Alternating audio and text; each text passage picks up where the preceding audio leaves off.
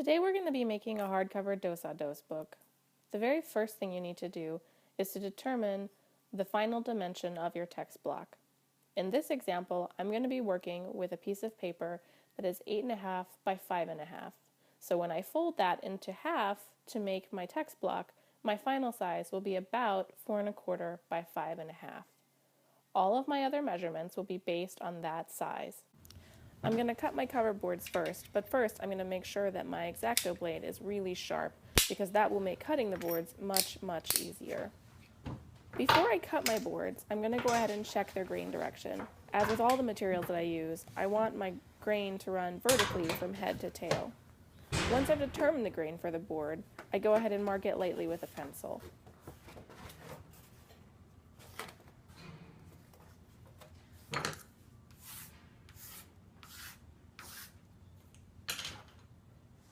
I begin by cutting my left and right boards. This piece of board is tall enough that I can get both covers out of one strip. The left and right boards I want to be the standard sizes that we would have used for the pamphlet, which means that they'll be about 1/4 inch taller than my text block and about the same width as my text block. In this case, that's going to mean 5.75 by 4.25.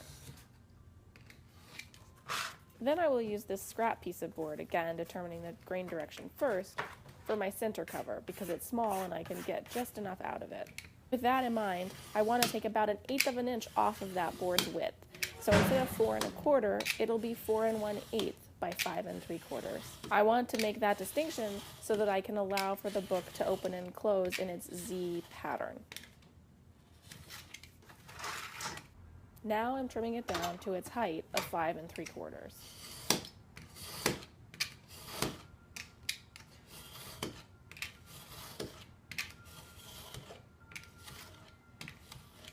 Finally, I return to my longer piece for my left and right boards, and I cut them down to 5 3/4 height as well.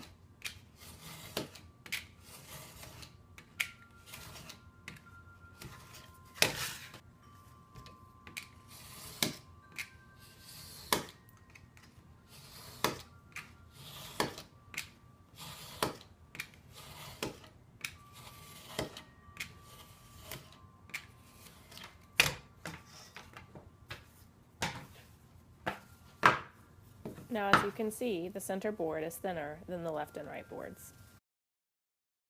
Next up, we'll cut our cover paper. First, we'll determine grain direction, and then we'll cut our left and right pieces of cover paper. These should be about the same width as your board and at least 2 inches taller than your board. Now we'll go ahead and trim this longer strip into the left and right pieces.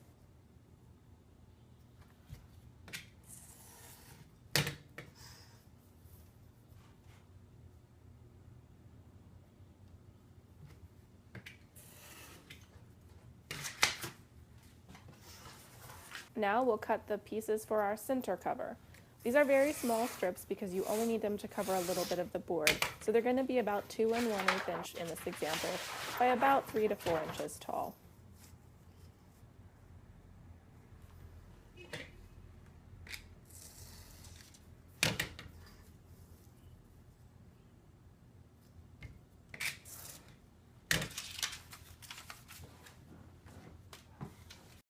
Now we're going to go ahead and cut our end pages. These we want to be about 1/8 inch skinnier than the width of our text block and the same height as our text block. So in this example, 4 1/8 by 5.5. As you can see, I've chosen to gang mine up and cut more than one at a time. It can be a great way to save some time, but it can also run you a risk if you're not great with cutting yet. You may accidentally cut through a piece that you do not want to cut through.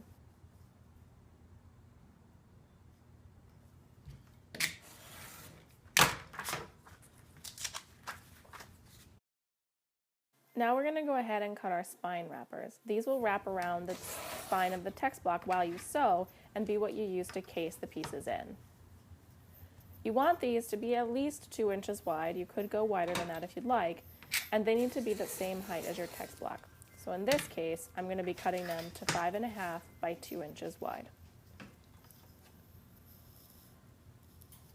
As you can see, when I work, I like to maximize the usage of my materials, so I try to cut from a single piece as often as I can and make as few cuts as possible. Now we're going to cut our spine cloth. Remember that the width is largely determined by you and how much cloth you want to be exposed on the covers of your book. In this case, I've chosen to show an inch of cloth on each cover, which means that I need my spine cloth to be at least 2 inches wide, so 1 inch for each cover it'll touch, and I need an additional ½ inch for my spine gap. So altogether, my pieces will be 2½ inches wide by about 9 inches tall to allow for the overhang at the top and bottom of my book boards.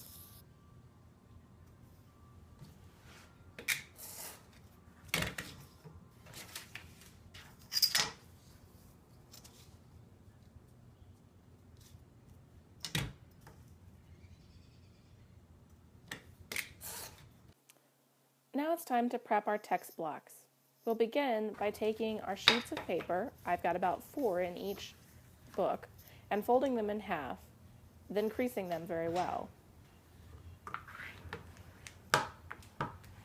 I'll repeat this for the other stack of paper.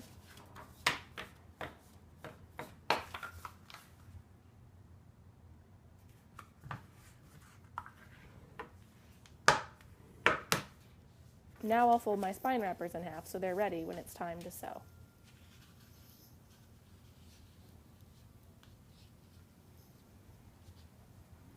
I'll repeat this for the other.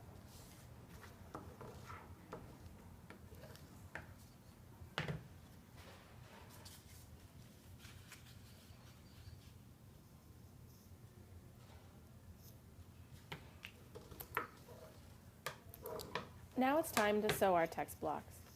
I'll begin by cutting myself 2 pieces of thread that are each about 3 times the height of my text blocks.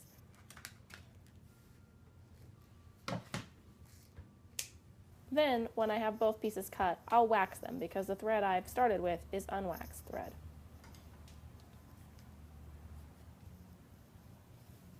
I want to make sure that it's nice and stiff so that it won't fray or get tangled while I sew.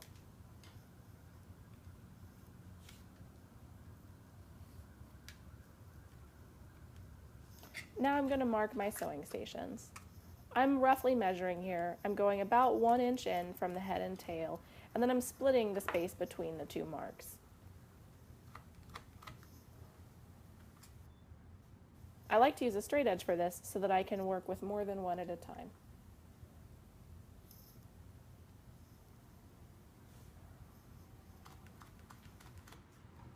Now I'm going to go ahead and punch my sewing stations using the marks I've just made.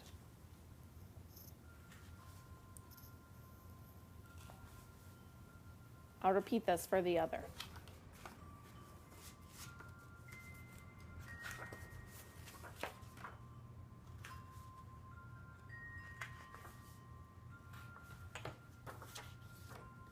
Next up, I'm going to punch my spine wrappers. Just using my signatures as a guide, I'll quickly make sure that those holes go through the fabric as well.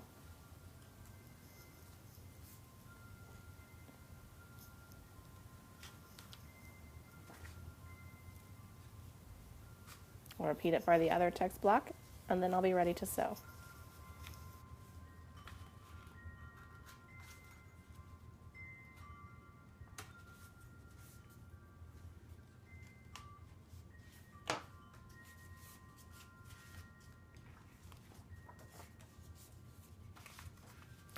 Now that my text blocks are prepped, I'm ready to begin sewing. First, I'll get out a needle, and then I'll pick up one of my pieces of waxed thread. Once the needle's threaded with just a bit of a tail and no knots tied, I'll be ready to begin sewing. For this book, we'll be using 3-hole sewing, which means that I'll start in the middle on the outside because that's where I want my knot to wind up at the end. Then, as I sew through that, I will step over to the next sewing station. When I come out on the other side, I'm going to skip the middle and sew down to the as yet unused sewing station at the tail of the book. Finally, I'll go back through the center hole And then I'll tie off my 2 loose ends in a double knot.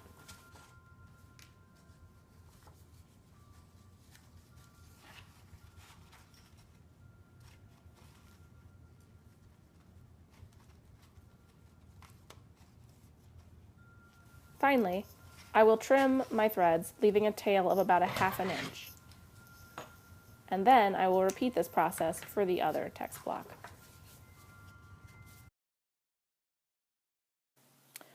Once I've sewn both my text blocks, I want to go ahead and prep my covers so that I can put my spine cloth onto them.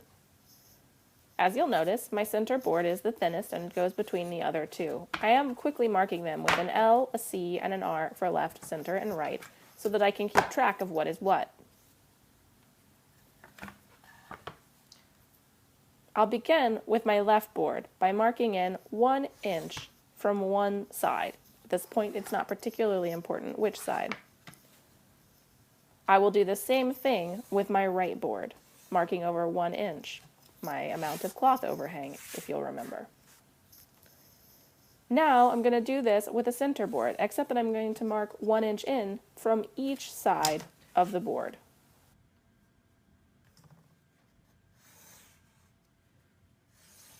Finally, I'm going to flip the boards over and make the marks on the other side so that I have guides no matter which side of the board I'm looking at, front or back.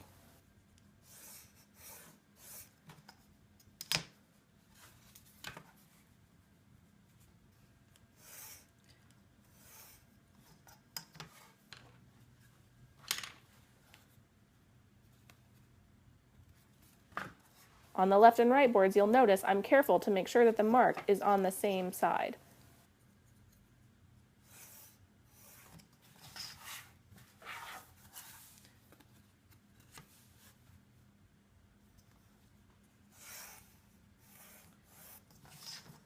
Now, as you can see here, I have marks to demonstrate where the spine cloth overhang should be on each board.